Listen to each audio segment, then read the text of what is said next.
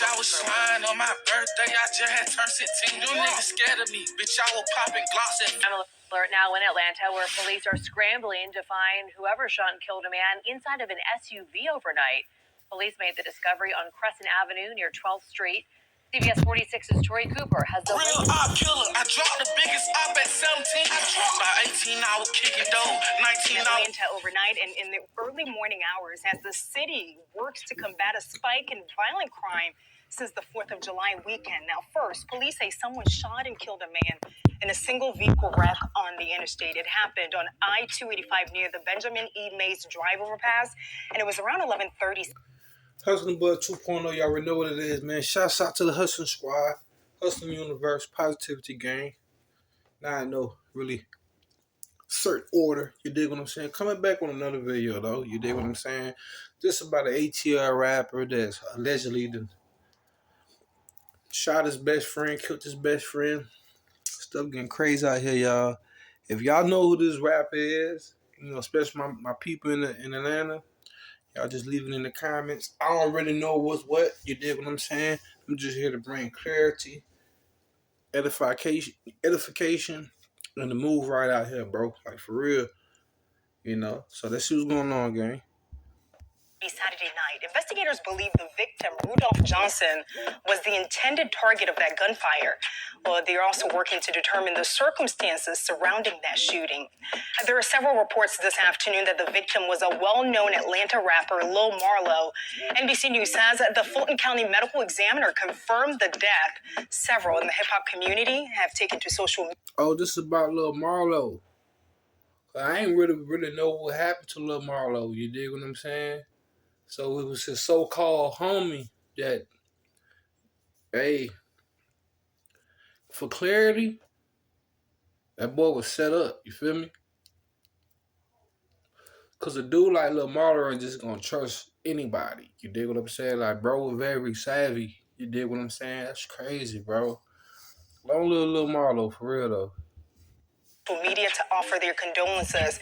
The police were still looking for the suspect this evening. You work the block, I work the clock. We ain't the same. You get them bags, I come and take it. Fuck, I look like trying to. Next up is Mr. Wilson, back in 6 North.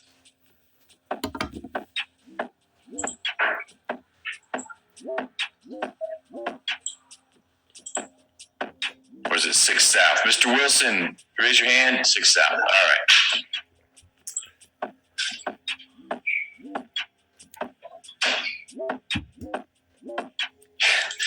You got a fan base here. Current artist that is signed. And they're looking scared, looking spooked. Because he already knows what's going on. But things could be a setup, bro. Look spooked in the mud, bro. For real. Bro, look hella spooked, bro. Only Lil Marlo, bro. So I guess just the dude who allegedly, you know, did that to Lil Marlo, bad. Beware of who you call your dog. I don't give a bro. If they backstab God, they murder Jesus. Be careful out here, gang. For real. With your entertainment group. That is correct. Okay. And there's a couple things I just want to relay to the court, and you tell me if I'm correct about this. He's under his employment agreement, he's potentially worth millions of dollars. Would you agree with that? Yes. Okay. And the time period for capturing the funds, of capturing that amount of money, is that now? Oh, absolutely. Can you explain that to the court? It's now because he's one of the hottest young prospects in the streets of Atlanta. One works night shift and one works day shift, so somebody will always be home with him that's an adult. Okay. And I do obviously have people present here, including his family members. There were clearly a lot of people here. And whoever shot and killed a man inside of an SUV overnight. Police made the discovery on Crescent Avenue near 12th Street. CBS 46's Tori Cooper has the latest from detectives. Good afternoon. Homicide detectives tell us that a 28-year-old man was shot and killed in the passenger seat of a white Range Rover overnight, but they are hoping that surveillance video from this area will help them track down a suspect. To the left, to the left, to the left. Crime scene tape wrapped around 12th Street early Friday morning. We have recovered some ballistic evidence here on scene as well as some surveillance video. Atlanta police homicide detectives say that shortly after 2 a.m., an off-duty Atlanta police officer who was working security in the area on 12th Street and Crescent Avenue heard gunshots. At the time the officer checked out the vehicle, he did observe an individual having received at least one gunshot wound and was pronounced deceased on scene. Police say the driver of this white Range Rover was a 35-year-old man who stayed on scene, but detectives say there may have been additional people inside the car at the time. And so I also want to point out that So I just get to certain parts of it. It's a long video. It's about 20, 30 minutes long. You did. Just want to say, bro, long little Marlo, he was next up in Atlanta, man. That was for people who don't know little Marlo, he was like a bankroll fresh in a way. If y'all know who bankroll fresh is. Lil Marlo was close friends, almost best friends with Lil Baby. You dig what I'm saying? And you know how the game goes sometimes. I'm just here to bring clarity, edification, bro. You dig? It's a different world where we come from, bro. You know what I mean? Anybody 25 and older, they know what I'm talking about. You dig what I'm saying? It's a different world, bro.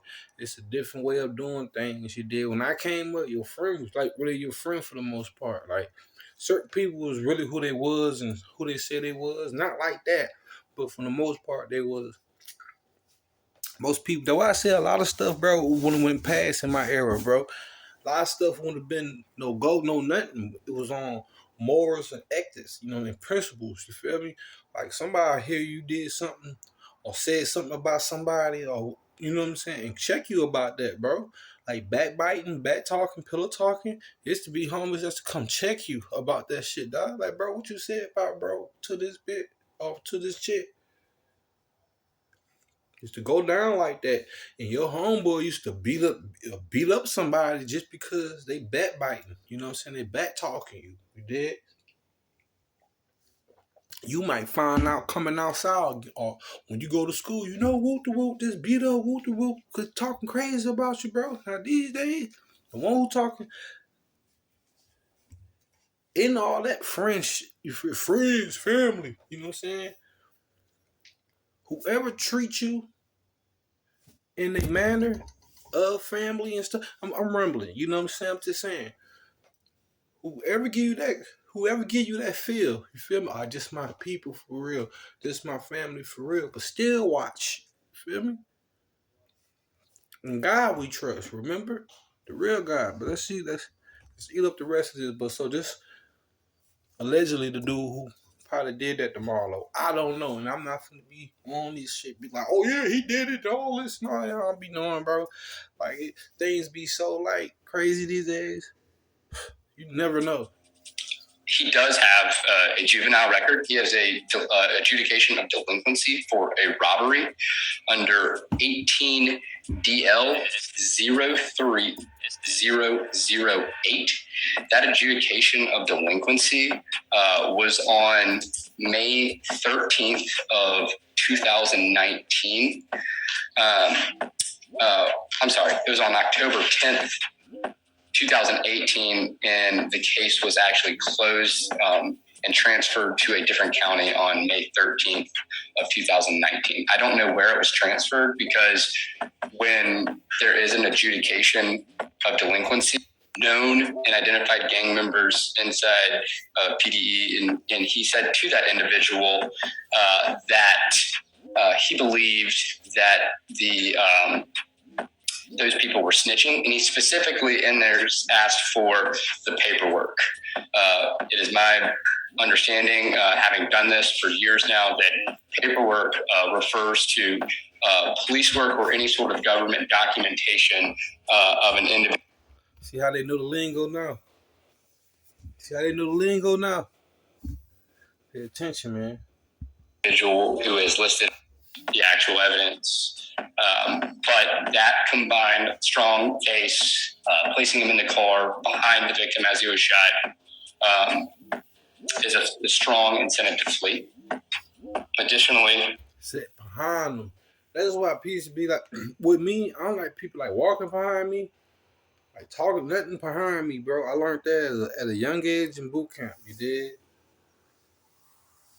you know. Make a long story short, you know, I'm banging when I'm banging, and another little whoop was in there banging. I come to in the class we on to class. You feel me? It's like a prison boot camp, basically, like for juveniles. You did. So go in the classroom, do this. You did quit. So I'm just looking around. Like soon I go in the classroom, I'm just really looking around, you know, minding my space. You dig what I'm saying? Big chunk, fat, big nigga. You feel me? Came in, choke me up, yoke me up. I'm like, oh, went to sleep. They know how. That's when I learned how to put somebody to sleep from a chokehold. My grandfather been taught me, but that's when I really knew. You did. And I give y'all that story what happened after that, all that, you know, it'd be long and stuff like that. But bro, they say bro was sitting behind bro. Somebody, you gotta trust somebody before you let them sit behind you, bro. For real. um, as a gang member and based off of the messages obtained from both the cell phone he was arrested with and video calls and jail calls from jail, is a threat to intimidate witnesses. He already has some sort of influence over powerful people just to get a phone into the jail.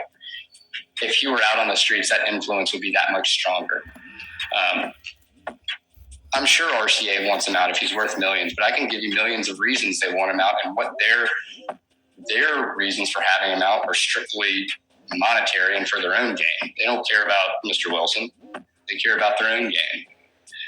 So I don't think that goes to any sort of Ayala factor or reason to let him out. And in fact, you picked up on it as quick as I did. I would have said it that, you know, rap music translates to violence, and Biggie Smalls was a terrible example of. So I didn't say rap music translates to violence. There's nothing that I said. Never talk about Biggie. Peculiar. He just messed up with me, B. Hey, Burner, he messed up with me, bro. Talking crazy on Big. You know nothing about our culture. You people don't know nothing about our culture. We are creators, bro. That's one thing you gotta know as a black man. You're a creator, bro. Just do your history. Do your history of creation, like things that was created 400 years ago, 300 years ago. 200, 100 years ago. Go back 50 to 60 years. Whoever watching this on edification. Go back 50 and 60 years and see what the modern day things that we are using today and who created it. The real story behind it. Hustling Boy 2.0, man. I'm gonna come back with another video tomorrow. Y'all already know what it is, gang. Me and Cuz gonna come back and do our little we did. Throwing it up there like how we do it, man. Hey, leave your comments. Appreciate y'all comments. Appreciate y'all likes, bro. I appreciate the views. I appreciate y'all supporting me and dealing with me, bro. I just grind. You know what I'm saying? The subscribers gonna get there, bro. We just gonna grind, bro. You do what I'm saying? Let's grind and get it, man. Keep God first. Love yourself, man. And remember, stay positive no matter what. Keep a positive mind frame. Long live little Marlo.